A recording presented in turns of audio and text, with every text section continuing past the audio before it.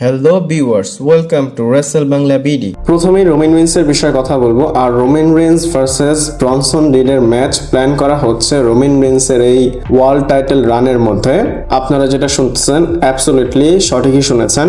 আমারও প্রথম এই ম্যাচটা যখন ভাবতাম আমারও একটু অদ্ভুত লাগতো যে Bronson read versus Roman Reigns এই ম্যাচটা কেন হবে, বাট যদি এই ম্যাচটা করে এটা একটা অপরচুনিটি, ডাব্লিউডাব্লিউ রোমান রেন্সকে রিকভার করতে পারবে। এই আপডেটটা সেলফ মেড পিডব্লিউ ইনসাইডার থেকে এসেছে। বলা হচ্ছে রিডকে এক্সপেক্ট করা যায় সে রোমানকে ফেস করবে রোমানের ওয়ার্ল্ড হেভিওয়েট চ্যাম্পিয়নশিপ রেইনের মধ্যে। আর যখন থেকে রোমান রেন্স চ্যাম্পিয়ন হয়েছে ব্রনসন রিড অনেক টুইট করেছে রোমান রেন্সকে নিয়ে। কখনো রোমান রেন্সের জুতা নিয়ে পোস্ট করেছে, তারপর তার টাইটেল নিয়ে পোস্ট করেছে। এক কথায় সে রোমান রেন্সকে ছাড়বে না। সে যখন আসবে ইনজুরি থেকে সে তো রোমান রেন্সকে ফেস করবে। আর সে যেহেতু রোমান রেন্সকে পিন করেছে, এইসব টুইট করাও তার পক্ষে মানায়। এমন না যে এই ম্যাচটা হবেই সে রিটার্ন করার পর, এটা ডাব্লিউডাব্লিউ প্ল্যান করতেছে বা প্ল্যান করেছে। সামনে গিয়ে এটা হতেও পারে আবার নাও হতে পারে। পার্সোনালি আমি যদি বলি, আমি 1%ও চাই না রোমান রেন্স ভার্সেস ব্রনসন রিডের ম্যাচ হোক। আপনারা এই ম্যাচটা দেখতে চান কিনা আমাকে কমেন্ট করে জানাতে পারেন। এরপর আপনাদের সামার স্ল্যামের পোস্টার দেখাবো এবং ডাব্লিউডাব্লিউ 2026-এর সামার স্ল্যামের প্রথম পোস্টার রিভিল করেছে। আপনারা যদি পোস্টারটা দেখেন, এখানে আমার মনে হচ্ছে সামার স্ল্যামের থেকে AEW'র ভাইব বেশি দিচ্ছে। আপনারা যারা AEW ডাইনামাইট দেখেছেন সেটার পোস্টারের সাথে এই পোস্টারটা মিলাতে পারবেন। একদম সেম সেই রকম পোস্টার, বাট কালারটা একটু অন্যরকম। এখানে কোন কোন সুপারস্টার আছে ফিচারে পোস্টারের মধ্যে, যেমন সবার প্রথম কোডি রোডস আছে, Roman Reigns, Trick Williams, Seth Rollins, Liv Morgan, CM Punk, Becky, Rhea Ripley, Penta এবং ওবাফেমি। আর এখানে টোটাল 10টা সুপারস্টারকে ফিচার করা হয়েছে, বাট ব্রক লেসনার এখানে নেই। এখানে ব্রক লেসনারের থাকা উচিত ছিল। মিনেসোটা মিনিয়াপলিস থেকে সামার স্ল্যাম হবে আর এটা ব্রক লেসনারের হোম টাউন। আমরা ভেবেছিলাম সামার স্ল্যামে ব্রক লেসনার রিটায়ার হবে, বাট ডাব্লিউডাব্লিউ পোস্টারে তাকে রাখেনি। এছাড়া যদি আপনাদের পোস্টারের কথা বলি, পোস্টার আমার কাছে একদমই ভালো লাগেনি। আপনারা এই পোস্টারটাকে রাবিশ বলতে পারেন। WWE backlash, night of champion এবং সামার স্ল্যামের 3টা পোস্টারই খুবই খারাপভাবে বানিয়েছে। আপনারা হয়তো এমন করতে পারবেন, সেম এই পোস্টার আপনারাও বানাতে পারবেন। ইভেন আমার মনে হয় এর থেকে বেটারও যদি আপনারা গ্রাফিক জানেন, বেটার পোস্টার বানাতে পারবেন। একটা $1 বিলিয়ন কোম্পানি এইরকম পোস্টার বানাচ্ছে। আপনারা যারা আগে থেকে ডাব্লিউডাব্লিউ দেখেন, যদি আগের পোস্টারগুলো দেখেন, এটা দেখলে আপনাদের হয়তো রাগ উঠবে যে ডাব্লিউডাব্লিউ এগুলো কি বানাচ্ছে। শো এর সাথে পোস্টারের মিল নেই, কোনো কনসেপ্ট, কোনো কিছুই মিল নেই। পোস্টারের উপর আপনাদের টেক কেমন অবশ্যই আমাকে কমেন্ট করে জানাবেন। এরপর আপনাদের ডাব্লিউডাব্লিউর একটা নতুন রুলের বিষয় বলবো। ডাব্লিউডাব্লিউ একটা নতুন রুল বানিয়েছে এবং সেই রুলটা হচ্ছে সুপারস্টার যতটুকু পারবে নেগেটিভ ইন্টারাকশনের থেকে বেঁচে থাকবে, মানে ইন্টারাকশন করবে না। আপনারা জানেন ইন্টারনেটে খুবই নেগেটিভ কমেন্ট করে সবাই সুপারস্টারদের। তো ডাব্লিউডাব্লিউ এটার জন্য তাদের সুপারস্টারকে মানা করেছে যে নেগেটিভ কোনো কন্টেন্টে এঙ্গেজ হতে পারবে না। এক কথায় নেগেটিভিটি থেকে দূরে থাকতে বলেছে।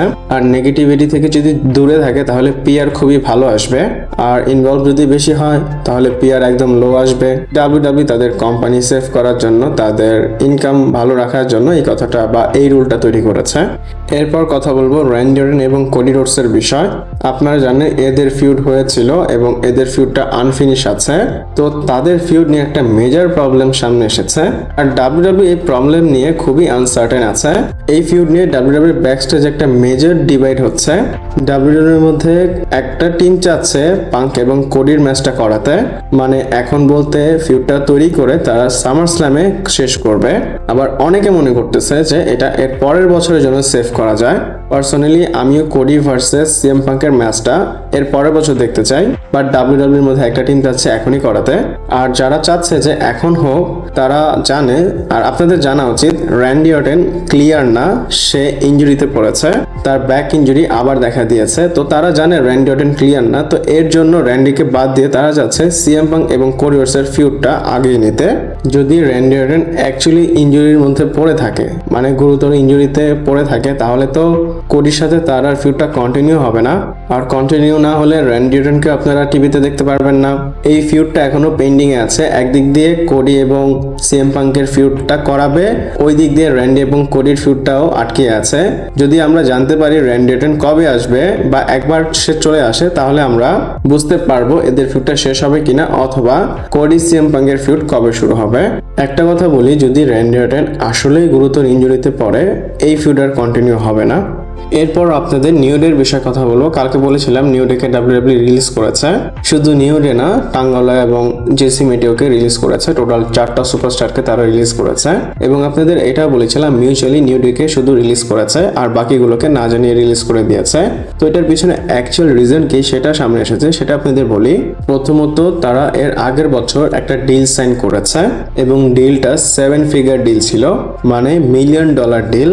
তো এরপর টিকেও কি বলেছে নিউ ডেকে যে আমরা তোমাদের ডিলটাকে রিস্ট্রাকচার করতে চাই। যেই ডিলটা নিউ ডের সাথে টিকেও সাইন করেছে সেটা তারা রিনেগোশিয়েট করতে চাচ্ছে।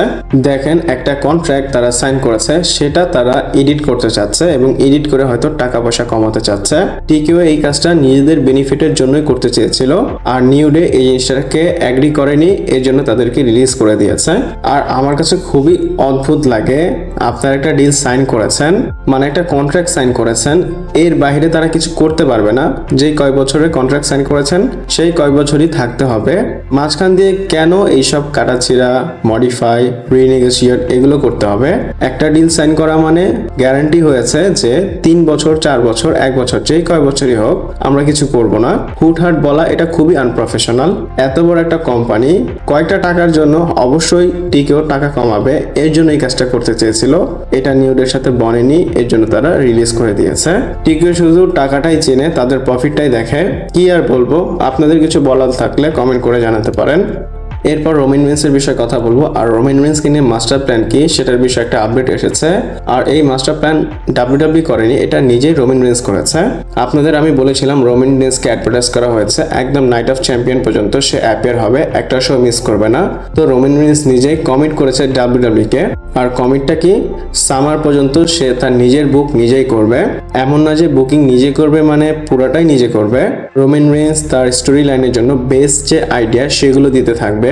আর এর জন্যই বলা হচ্ছে আফটার মেনিয়া জেকা ফাটুকে রোমান রিন্স নিজে চুজ করেছে তার ফিউডের জন্য। এবং আপনারা সামারস্ল্যাম পর্যন্ত রোমান রিন্সের যতগুলো অপোনেন্ট দেখবেন সেগুলো রোমান রিন্স নিজেই সিলেক্ট করবে। আর রোমান রিন্স নিজেই বলেছে রোমান রিন্স ডাব্লিউডাব্লিউ কে আবার ফেরত নিয়ে আসবে এবং এই ওয়ার্ল্ড টাইটেলটাকে রিলিভেন্ট করবে। আর রোমান রিন্স যেগুলো বলেছে খুবই এক্সাইটিং এবং সাউন্ডও গুড।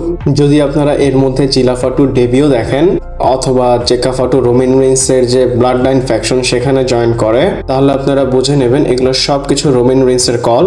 রোমান রিন্স যেহেতু ডাব্লিউডাব্লিউর কাছে বলেছে আমাকে সামার পর্যন্ত টাইম দাও, মানে সামারস্ল্যাম পর্যন্ত টাইম দাও, আমি এই টাইটেলকে, এই ডাব্লিউডাব্লিউ কে আবার ফেরত নিয়ে আসবো। তো ডাব্লিউডাব্লিউ রোমান রিন্সের কথা আপাতত মানতে হবে।